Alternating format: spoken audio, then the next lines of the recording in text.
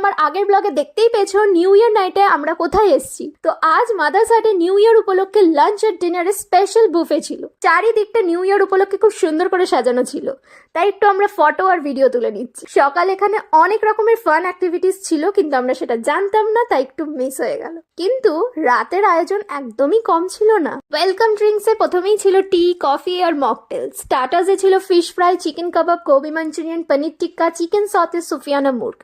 Main কোর্সে ছিল কড়াইশুটির কচুরি, আলুর দম, স্যালাড, বাসমতি রাইস, মুগের ডাল, আলু ভাজা, সবজি, ইলিশ মাছের চচ্চড়ি, কাতলা সর্ষে, ফ্রাইড রাইস, চিকেন কষা, noodles, chilli chicken, chicken biryani, chutney, papad. আর ডেজার্টে ছিল নলেন গুড়ের পেস্ট্রি, সরপুরিয়া আর আইসক্রিম। এখন ভাবছো আমি এত কিছু কি করে খেলাম?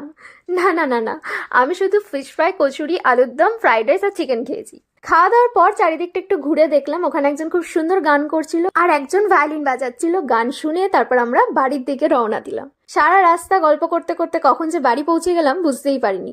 গাড়িটা গ্যারেজে ঢুকিয়ে তারপর এবার বাড়ি ঢুকবো। তো এই ব্লগটা এখানেই শেষ করছি, দেখা হবে নেক্সট ব্লগে।